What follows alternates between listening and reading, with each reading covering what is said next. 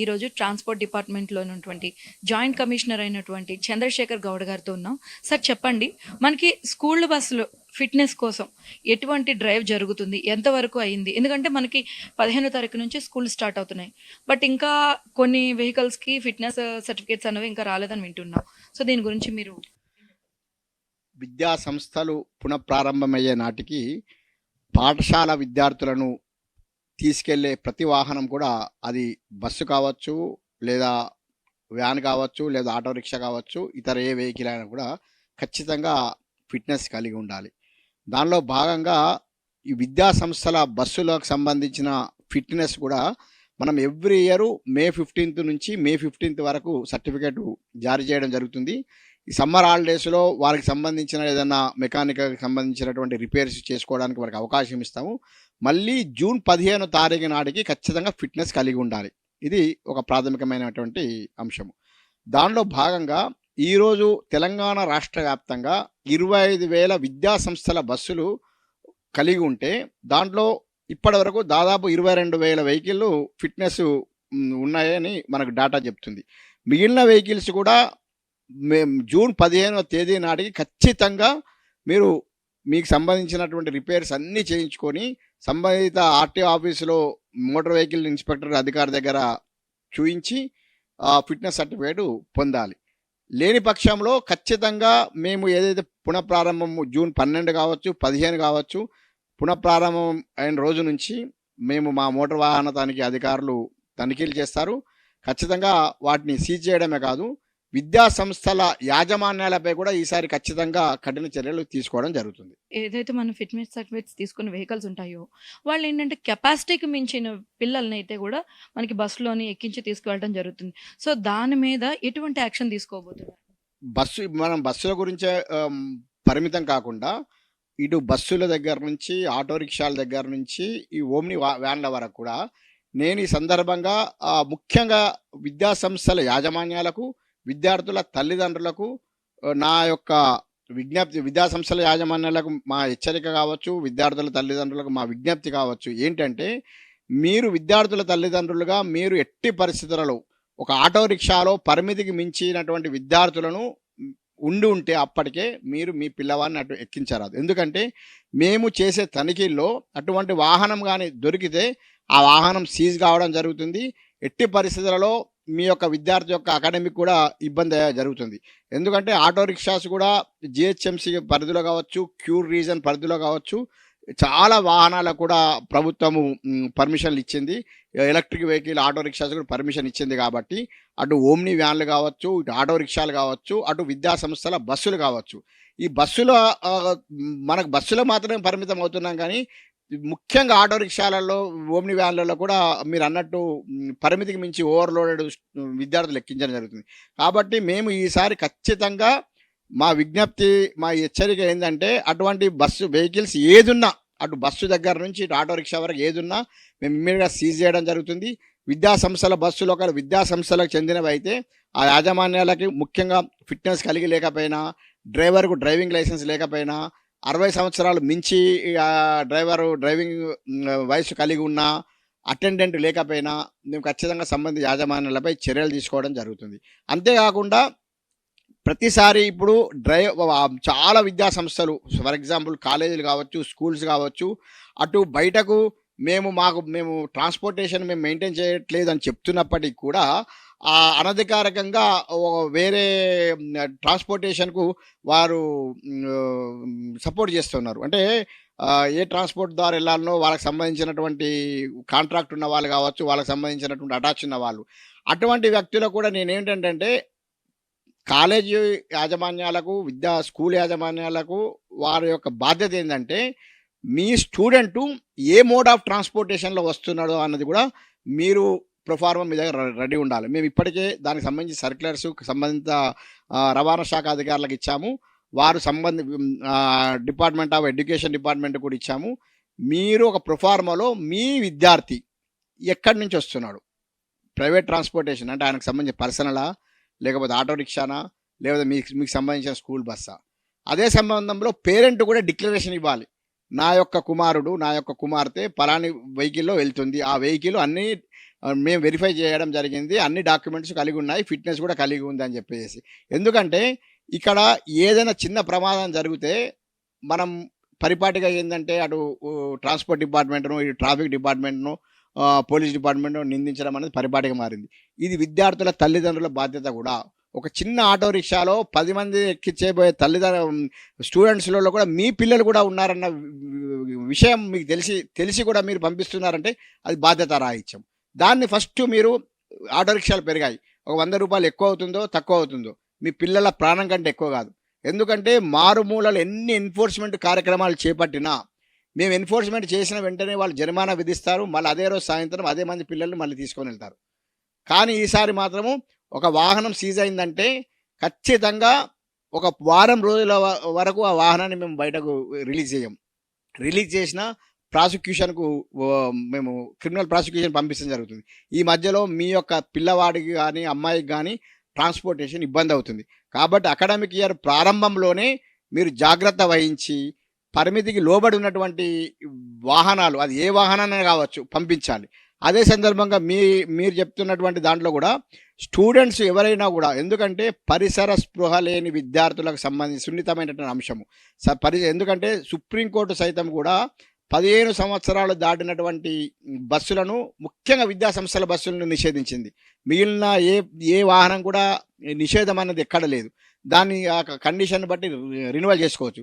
కానీ విద్యా సంస్థల బస్సులపై ఒక ప్రత్యేకమైన దృష్టి ఎందుకంటే విధించిందంటే పరిసర స్పృహ లేని విద్యార్థుల రవాణాకు సంబంధించినటువంటి అంశం కాబట్టి వారి 15 సంవత్సరాలు దాటిన బస్సులు కూడా ఉంటే ప్రమాదానికి లోనవుతాయి కాబట్టి ఎట్ ఎనీ కాస్ట్ ఈ సందర్భంగా ఏంటంటే 15 సంవత్సరాలు దాటిన బండి ఒకవేళ నిజంగా రోడ్డు మీద కనబడితే మాత్రము ఆ విద్యా సంస్థ పై చట్ట ప్రకారం నిర్ణయమే కాదు, మేము సంబంధిత విద్యాశాఖ అధికారులకు కూడా ఆ విద్యా సంస్థను క్లోజ్ చేయమని చెప్పేసి, ఎందుకంటే అది ప్రాణాలతో చెలగాటమైనటువంటి అంశం. అదే సందర్భంగా ఇష్టారాజ్యంగా అకాడమిక్ పట్ల ఫీజుల పెంపు పట్ల ఉన్న శ్రద్ధలో కొంత శాతమైన మీరు స్కూల్ బస్సుల యొక్క నిర్వహణ పట్ల ఆ డ్రైవర్ యొక్క ఆరోగ్య పరిస్థితి మీద అట్లా పెట్టాలి. అంతేగాని ఇంకో బస్సు తీసుకుంటే ఖర్చు ఎక్కువ అవుతుందని చెప్పేసి మీరు చెప్పినట్టు 40 మంది 50 మంది ఉన్నటువంటి విద్యార్థుల్లో 70 మందిని కుక్కి అటువంటి ఇబ్బంది ఓవర్లోడ్ అయిపోయేసి అక్కడ అటెండెంట్ లేక చిన్న చిన్న పిల్లలు కిందికి దిగి అక్కడ అటెండెంట్ సహాయం లేకపోవడం వల్ల కూడా బస్సు చక్రాల కింద పడి దుర్మరణం చెందినటువంటి పరిస్థితులు ఎంతైనా ఉన్నాయి. ఏది ఏమైనప్పటికీ కూడా రవాణా శాఖ ఎన్ని తనిఖీలు నిర్వహించినా, ఎంత బాధ్యతాయుతంగా వ్యవహరించినా కూడా విద్యా సంస్థల యాజమాన్యాలు, అటు విద్యార్థుల తల్లిదండ్రులు ఖచ్చితంగా బాధ్యత వహిస్తేనే రాబోయే రోజుల్లో ఇటువంటి ప్రమాదాలను నివారించిన వారం అవుతాం. కొన్ని సందర్భాల్లో చూసాము, ఎవరైతే స్కూల్ డ్రైవర్లు ఉన్నారో వాళ్ళు ర్యాష్ డ్రైవింగ్ చేస్తుండడం కానీ, ఓవర్ స్పీడ్లో వెళ్తూ ఉండడం కానీ, అదేవిధంగా లాస్ట్ ఇయర్ మనం చూసుకుంటే స్కూల్ డ్రైవర్సే కొంతమంది తాగి డ్రైవ్ చేయడం, ఇట్లాంటివి డ్రైవ్స్ అనేది చూసారు. సో మీరు ఎటువంటి చర్యలు తీసుకోబోతున్నారు? అలా విద్యా సంస్థల వాళ్ళకి వాళ్ళకి సందేశం ఇవ్వబోతున్నారు? ఏం చర్యలు తీసుకోబోతున్నారు? నేను అదే చెప్తున్నాను కదండి. ఇప్పుడు మనము 365 డేస్ 24 అవర్స్ మనము చెక్ చేసే పరిస్థితిలో ఉన్నా లేకపోయినా కూడా ఇటువంటి పరిస్థితులలో విద్యా సంస్థలకు సంబంధించి యాజమాన్యాలు ఇప్పుడు చాలా విద్యా సంస్థలు కూడా ట్రాన్స్పోర్టేషన్ కాంట్రాక్టు బయట వ్యక్తులకు ఇచ్చేసేసి అది మాకు సంబంధం లేని వ్యవహారంగా వ్యవహరిస్తున్నారు. కానీ ఆ విద్యా సంస్థకు సంబంధించిన స్కూల్ బస్సు గానో కాలేజీ బస్సు గానో పరిగణించబడుతుంది. కాబట్టి వారి యొక్క ఆరోగ్య పరిస్థితి, వారి యొక్క ఇంతకుముందే చెప్పినట్టు వారి యొక్క ట్రాక్ రికార్డు, వారు డ్రంక్ హ్యాబిట్ ఉందా లేకపోతే ఇతరత్ర పరిస్థితులు ఉన్నాయా, అదే సందర్భంగా వారి యొక్క ఆరోగ్య పరిస్థితిని కూడా మెడికల్ చెకప్ లేకపోతే హెల్త్ చెకప్ చేయించాల్సిన బాధ్యత కూడా ఉంది. ఇటు ఇప్పటికే పోలీస్ డిపార్ట్మెంట్, ట్రాఫిక్ డిపార్ట్మెంట్ వాళ్ళు కూడా విద్యా సంస్థల యాజమాన్యాలతో చాలా చోట్ల కూడా సమావేశాలు నిర్వహించారు. వారు కూడా బ్రీత్ అనలైజర్స్ పెట్టేసి మీరు చెప్పిన విధంగా మా దృష్టికి కూడా వచ్చింది. పట్టపగలే ఆ స్కూల్ బస్సులో కూడా అది అట్లాగంటే ఈసారి మాత్రం వస్తే మాత్రం ఆ విద్యా సంస్థ యాజమాన్యం యొక్క రిజిస్ట్రేషన్ కూడా సస్పెండ్ చేయడం జరుగుతుంది. ఈసారి ఎప్పటిలాగాతో పాటు ఇంకా కఠినంగా కూడా బస్సు అంటే నేను ఒక విషయం చెప్పదలుచుకున్నా. మనం ఎంతసేపు బస్సుల మీదనే, బస్సులతో పాటు ఇతర విద్యార్థులను చేరవేసే ఇతర వాహనాలపై కూడా మేము ఈసారి ప్రత్యేక దృష్టి సారించబోతున్నాం. ఎందుకంటే ఆటో రిక్షా కింద పడి బోల్తా పడి చనిపోయిన వారిది ప్రాణమే, స్కూల్ బస్సులో ఒకవేళ ఇబ్బంది అయిపోయేసి బస్సు చక్రాల కింద నలిగి పడి పోయిన వారిది ప్రాణమే. కాబట్టి ఇటువంటి విషయాలలో మనం ఎటువంటి కూడా ఒక ఈ దృక్పథం సానుకూల దృక్పథం వహించే పరిస్థితి లేదు. అది అసోసియేషన్ వాళ్ళతోని కూడా మేము ఆటో యూనియన్ వాళ్ళతోని కూడా సంబంధిత రవాణా శాఖ అధికారులకు ఇప్పటికే ఆదేశాలు జారీ చేశాము. వారితోని కూడా మీటింగ్ పెట్టేసేసి మీరు ఒకవేళ స్టూడెంట్స్‌ని మాత్రము ట్రాన్స్‌పోర్టేషన్ చేస్తే మాత్రం ఖచ్చితంగా ఆటో రిక్షా అనేది గానీ, వ్యాన్ గానీ, బస్సు గానీ వాటిపై ఖచ్చితంగా చర్యలు తీసుకుంటా ఉంటాము. అటు విద్యార్థుల యొక్క అకాడమిక్ కూడా ఇబ్బంది పడే పరిస్థితి ఏర్పడుతుంది కాబట్టి తల్లిదండ్రులకు ఈ మీడియా ద్వారా నా విజ్ఞప్తి ఏందంటే మీరు 8 మందిని, 9 మందిని, 10 మందిని ఈ పంపించి ఆటో రిక్షాలో దయచేసి మీ కుమార్తెను పంపించకండి. అది మీకు కూడా అన్ని రకాలుగా కూడా అది మంచిది కాదని చెప్పేసి నా తల్లిదండ్రులకు ఈ సందర్భంగా విజ్ఞప్తి. కొంతమంది స్కూల్ డ్రైవర్లు కొన్ని ఇల్లీగల్‌గా పిల్లలకి కొన్ని మారక ద్రవ్యాలని చేరవేస్తున్నారు అన్నది ఒక చిన్న సమాచారం. దీని గురించి ఏదైనా మీ దృష్టి వరకు వచ్చిందా? ఇప్పటివరకు అటువంటివి దృష్టికి రాలేదు. ఖచ్చితంగా అటువంటిది ఏదైనా ఉంటే సంబంధిత పోలీస్ శాఖ వారు చర్యలు తీసుకుంటారు. ఒకవేళ మా తనిఖీలో ఏదైనా ఉంటే మేము ఇమ్మీడియేట్‌గా సంబంధిత పోలీస్ శాఖ అధికారులకు అది చేస్తాము. మేము కూడా ఏందంటే మీరు చెప్పినట్టు ఆ డ్రైవర్ యొక్క బిహేవియర్‌కి సంబంధించింది కూడా ఆ డేటాబేస్‌ని కూడా మేము కలెక్ట్ చేయడానికి మేము ప్రయత్నిస్తా ఉన్నాము. అటువంటి ఏదైనా డ్రైవర్ యొక్క ఒక హాబిట్ గానీ, వారి యొక్క బిహేవియర్ సరిగ్గా లేకపోతే ఆ విద్యా సంస్థల యాజమాన్యాలకు కూడా మీరు ఎట్టి పరిస్థితుల్లో అటువంటి వాళ్ళను ఎంకరేజ్ చేయకూడదు. ఇంటికి వెళ్ళినప్పుడు ఒక డ్రైవర్‌ని మీరు చెక్ చేయడానికి ఏ ఏ పర్స్పెక్టివ్స్ చెక్ చేస్తుంటారు సార్? ఈరోజు తనిఖీ అధికారులుగా ఇటు రవాణా శాఖ కావచ్చు, అటు ట్రాఫిక్ అండ్ పోలీస్ శాఖ కావచ్చు, లేక సంయుక్తంగా కావచ్చు చెక్ చేసినప్పుడు ఇటు బస్సు చెక్ చేసేటప్పుడు బస్సు యొక్క ఫిట్‌నెస్ సర్టిఫికేట్ కలిగి ఉందా లేదా? బస్సుకు ఫిట్‌నెస్ సర్టిఫికేట్ కలిగి ఉన్నప్పటికీ కూడా బస్సులో ఉన్నటువంటి ఫస్ట్ ఎయిడ్ బాక్స్ కావచ్చు, గేరు, ఇంజను, తర్వాత ఆ కిటికీ అద్దాలు ఉన్నాయా లేవా అని వాహనానికి సంబంధించినటువంటి చూడడంతో పాటు డ్రైవర్ యొక్క డ్రైవింగ్ లైసెన్స్, ముఖ్యంగా డ్రైవింగ్ లైసెన్స్ కలిగి ఉన్నాడా? ఆ డ్రైవింగ్ లైసెన్స్ కలిగి ఉంటే డ్రైవర్ యొక్క ఏజ్ ఎంతవరకు ఉంది అనేది చెక్ చేయడం జరుగుతుంది. ఆ తర్వాత అటెండెంట్ సహాయకారుడు ఉన్నారా లేదా? ఇటువంటివి కూడా మనం చెక్ చేయడం జరుగుతుంది. అదే సందర్భంలో సీటింగ్ కెపాసిటీ మించి స్టూడెంట్స్‌ని తీసుకెళ్తున్నాడా? ఇవన్నీ చెక్ చేయడం జరుగుతుంది. అటు పోలీస్ శాఖ అధికారులు అదనంగా బ్రీథనలైజర్స్ కూడా మేము ఇప్పటికే సంబంధిత అధికారులకు కూడా మేము చెప్పడం జరిగింది. బ్రీథనలైజర్స్‌తో ఈసారి కూడా చెక్ చేయడం జరుగుతుంది. ఈరోజు నేను ఒక్కటే విషయం చెప్తున్నాను. విద్యా సంస్థల బస్సులకు మాత్రమే పరిమితం కాకుండా విద్యార్థులను తీసుకెళ్ళే ఏ వాహనమైనా వాటిపై ఖచ్చితంగా ఒక నిఘా ఉంటుంది. వా అది ఖచ్చితంగా ఎక్కడనో ఒక దగ్గర ఎప్పుడో ఒకసారి ఖచ్చితంగా చెక్ అనేది చేయడం జరుగుతుంది. అందులో చెక్ చేసినప్పుడు మాత్రము ఫిట్‌నెస్ కలిగి ఉండాలి. సీటింగ్ కెపాసిటీ మించి స్టూడెంట్స్ ఉండరాదు. అట్లా ఉంటే ఆ వాహనము బయటకెళ్ళదు. కాబట్టి మళ్ళీ అకాడమిక్ మధ్యలో మాకు చెప్పలేదు తల్లిదండ్రులని అంటే అది చెప్పాల్సిన అవసరం లేదు. అయినప్పటికీ కూడా అకాడమిక్ స్టార్టింగ్‌లోనే మేమందరికీ వివిధ మాధ్యమాల ద్వారా అటు ప్రింట్ మీడియా ద్వారా, ఇటు ఎలక్ట్రానిక్ మీడియా ద్వారా మేము అందరికీ కూడా తల్లిదండ్రులు కూడా మీకు విజ్ఞప్తి చేస్తా ఉన్నాము. మీరు ఏదో రూ. 4 మిగులుతాయని చేసేస్తే మీ పిల్లల ప్రాణాలను మీరు పణంగా పెట్టిన వాళ్ళవుతారు.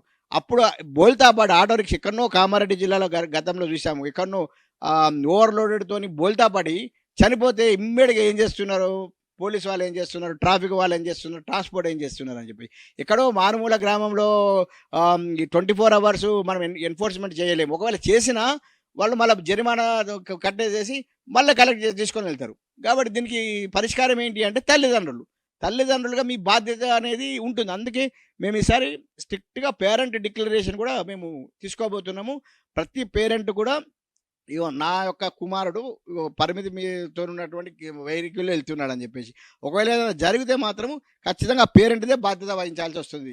అంతే తప్ప మేము ఎన్ఫోర్స్‌మెంట్ ఎంత చేసినప్పటికి కూడా, ఎడ్యుకేషన్‌గా ఎంత చేసినప్పటికి కూడా స్టేక్ హోల్డర్స్ ప్రతి ఒక్కరిలో కూడా మార్పు వస్తేనే ఈ ప్రమాదాలను నివారించిన వాళ్ళమవుతాము. రహదారి భద్రతను పెంపొందించిన వారమవుతాం. సో చూస్తున్నారు కదా! కేవలం ట్రాన్స్‌పోర్టేషన్ డిపార్ట్‌మెంటే కాదు, తల్లిదండ్రులు కూడా బాధ్యత వహించాలి. వాళ్ళ పిల్లల్ని పంపించేటువంటి వాహనాలు ఫిట్‌నెస్ సర్టిఫికేట్స్ ఉన్నాయా లేదా? అదేవిధంగా అది ఓన్లీ స్కూల్ బస్సులే కాదు, ఆటోలైనా ఇతర వాహనాలు ఏదైనా కూడా ఖచ్చితంగా తల్లిదండ్రులు చెక్ చేసుకోవాలి. అదేవిధంగా ఈ సంవత్సరం నుంచి కూడా ప్రతి తల్లిదండ్రుల నుంచి కూడా సెల్ఫ్ డిక్లరేషన్ అంటే వాళ్ళ పిల్లల్ని ఏ విధంగా వాళ్ళు పాఠశాలకు పంపిస్తున్నారో కూడా వాళ్ళు డిక్లేర్ చేయాల్సిన అవసరం అయితే ఉంటుందని చెప్పేసి కూడా మనకి జాయింట్ కమిషనర్ గారు తెలియజేయడం జరిగింది. ఇది ఇవాల్టి అప్డేట్. కెమెరామెన్ సాయితో కీర్తి, 9+ న్యూస్.